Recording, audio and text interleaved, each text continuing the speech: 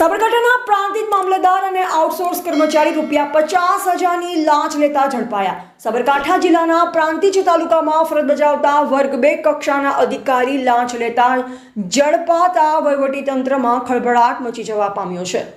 પ્રાંતિજના મામલતદાર જગદીશ કુમાર ગણેશભાઈ ડાભી અને આઉટસોર્સિંગ કર્મચારી કમલેશ કુમાર અશોકભાઈ પરમારને લાંચ વિરોધી બ્યુરો એસીબી દ્વારા ₹50,000ની લાંચ લેતા રંગે હાથે ઝડપી લેવામાં આવ્યા છે। માહિતી અનુસાર રેતી કપચી ભરી જતી ગાડીઓને પકડવા કે દંડ ન કરવા માટે મામલતદાર દ્વારા લાંચની માંગણી કરવામાં આવતી હતી। આ લાંચની રકમ સ્વીકારવા માટે મામલતદારે પોતાના આઉટસોર્સિંગ કર્મચારી કમલેશ કુમાર પરમારને મામલતદાર કચેરીના પાર્કિંગમાં મોકલ્યો હતો। તે સમયે જેસીબીની ટીમે છટકો ગોઠવી આ કર્મચારીને ₹50,000ની લાંચ લેતા ઝડપી પાડ્યો। ત્યારબાદ મામલતદાર જગદીશ કુમાર ડાભીની પણ ધરપકડ કરવામાં આવી હતી। ઉલ્લેખનીય છે કે છેલ્લા 4 દિવસમાં સાબરકાંઠા જિલ્લામાં લાંચ લેતા 2 અધિકારીઓ ઝડપાયા છે, જે કારણે ભ્રષ્ટાચાર વિરુદ્ધ કડક કાર્યવાહીનો માહોલ જોવા મળી રહ્યો છે। આ ઘટનાએ સરકારી કચેરીઓમાં ચાલતા ભ્રષ્ટાચાર પર ફરી એકવાર સવાલ ઊભા કર્યા છે। એસીબી દ્વારા મામલે વધુ તપાસ હાથ ધરવામાં આવી છે। એવા રાજકમલસિંહ પરમાર, ભારતની અસ્મિતા, સાબરકાંઠા।